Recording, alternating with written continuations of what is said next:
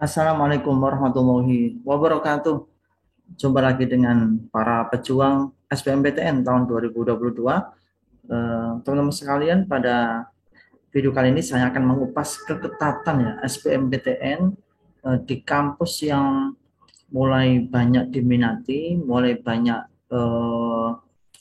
calon mahasiswa yang mendaftar di kampus ini, yaitu Universitas Diponegoro di Kota Semarang tahun 2022. Kira-kira berapa ya prodi-prodi itu punya keketatan? Paling tidak ini sebagai gambaran peluang teman-teman bisa lolos di tahun depan. Nah, di video berikutnya saya akan mengupas tentang skor UTBK di Undip ya tahun lalu, dan itu nanti bisa jadi sebagai barometer atau rujukan seberapa tinggi skor UTBK yang saya dapatkan. Untuk itu jangan lupa klik subscribe dan nyalakan tanda loncengnya. Baik, tahun 2022 ya, kabar dari Undip itu bakal menerima calon mahasiswa itu 10 ribuan, dibagi menjadi 3 jalur. SNMPTN 20% sudah lewat, SBMPTN yang akan kita hadapi ini 30% dan Mandiri 50%. Sehingga total mahasiswa di jalur SBMPTN paling tidak itu 3.000 yang bakalan diterima. Ini kuota yang cukup besar ya. Dan teman-teman bisa memanfaatkan peluang ini. Nah, yang akan kita kupas itu adalah keketatan. Keketatan itu diperoleh dari daya tampung atau kuota suatu prodi dibagi jumlah peminat yang ada, kalikan 100%. Nah, misalnya ada prodi kedokteran, daya tampungnya 50, peminatnya 1.000, maka keketatannya itu 5%. Apa arti angka 5%? Nah, nanti semakin kecil angka keketatan, berarti itu semakin tinggi persaingan atau peluangnya semakin kecil. Untuk itu teman-teman nanti diperhatikan, daftar prodi-prodi mana yang keketatannya itu angkanya kecil, berarti dia itu persaingannya tinggi. Sama prodi-prodi yang punya angka keketatan yang tinggi, berarti itu peluangnya sangat besar untuk bisa lolos. Nah, kita akan buka ya per cluster. Saya mulai dari kelompok Prodi Saintek ya, di klaster 1 ini yang paling ketat.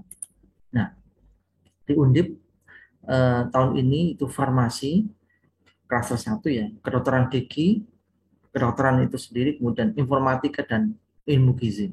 5 prodi ini paling ketat dengan angkanya 1, 2, dan 3. Luar biasa ini angka ketatannya, bahkan farmasi dan FKG ini hanya 1% saja ya. Kenapa? Karena kuotanya kecil ya, FKG hanya 8, kuotanya farmasi hanya 15. FK itu masih lumayan banyak, 66, tapi peminatnya 2.500 lebih. Informatika juga gitu, kuotanya banyak 57, tapi peminatnya 1.700 lebih.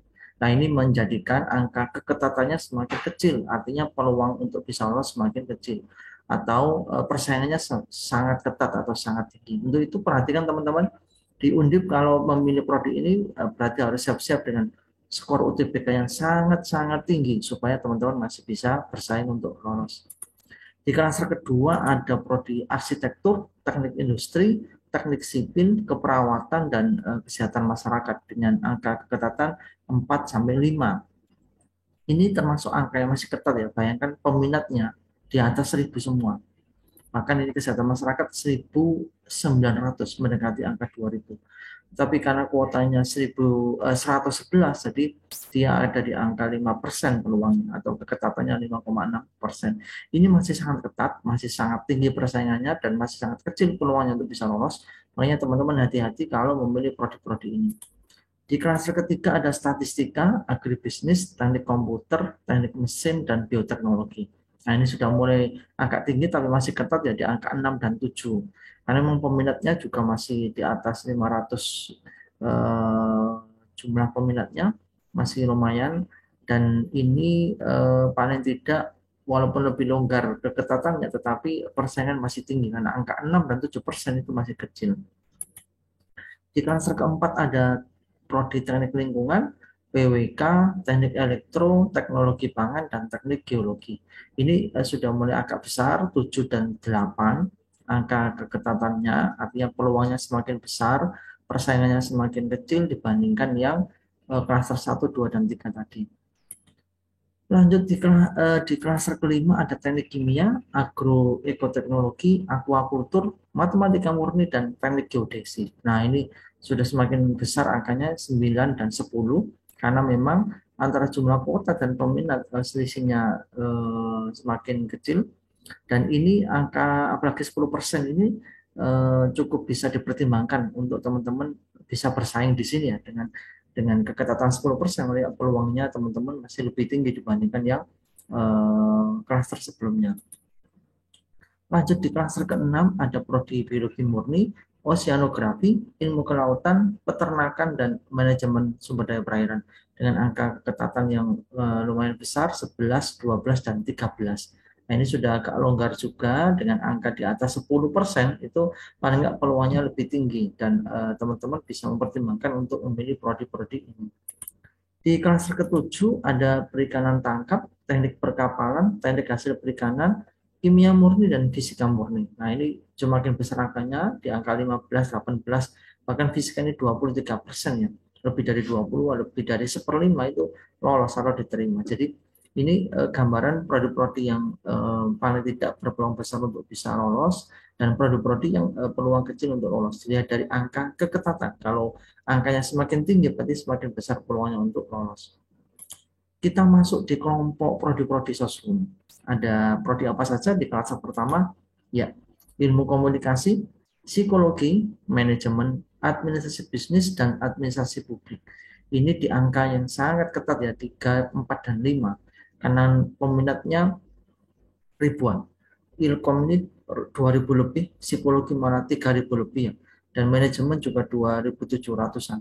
Ini menunjukkan memang peminat di prodi ini sangat-sangatlah banyak dengan kuota yang terbatas, sehingga keketatannya tinggi. Angkanya kecil berarti keketatan tinggi atau peluangnya kecil ya, 3, 4, dan 5. Jadi hati-hati teman-teman kalau menjadikan prodi di klaster 1 ini sebagai pilihan. Siapkan betul skor yang optimal, skor yang tinggi supaya teman-teman masih berpeluang untuk lolos di prodi-prodi ini. Di klaster kedua ada HI, kemudian akuntansi, sastra Inggris, ekonomi pembangunan, dan ilmu perpustakaan. Nah, ini sudah mulai agak naik, tapi masih sangat ketat ini. 5 dan 6 ini masih angka yang kecil, angka yang cukup besar persaingan. Karena memang peminatnya masih di atas 700 peminat, bahkan ada yang 1.800 ini, dan ekonomi pembangunan 1.087. Jadi ini klaster yang masih sangat ketat persaingannya. Lanjut di kelas ketiga ada antropologi sosial, ilmu pemerintahan, hukum, ekonomi syariah, dan bahasa dan kebudayaan Jepang dengan angka keketatan 7, 8, dan 10. Ini sudah lumayan besar, bahkan ini bahasa dan kebudayaan Jepang itu di angka 10%, artinya 1/10 dari total pendaftar itu atau peminat akan diterima, dan ini bisa jadi mulai jadikan rujukan ya, atau dijadikan alternatif pilihan supaya teman-teman masih bisa lolos. Ilmu hukum ini walaupun kuotanya 267 tapi peminatnya 3.390. Luar biasa ini animo untuk bisa mendaftar di jalur hukum dan di prodi hukum, tapi karena peminat cukup besar maka peluang juga semakin kecil. Masuk di prodi atau di klaster keempat, tinggal sisa 3 prodi ya, sejarah, sastra Indonesia, dan administrasi publik tapi yang di kampus Rembang. Nah, ini sejarah dan sastra Indonesia berkisar 11 dan 13%, sedangkan administrasi publik di kampus Rembang ini prodi baru ya, baru dibuka tahun ini sehingga belum ada peminat di tahun lalu, dan ini berpeluang untuk teman-teman pilih karena bisa jadi prodi baru tidak banyak yang tahu, tapi sebenarnya ini cukup menjanjikan di masa depan.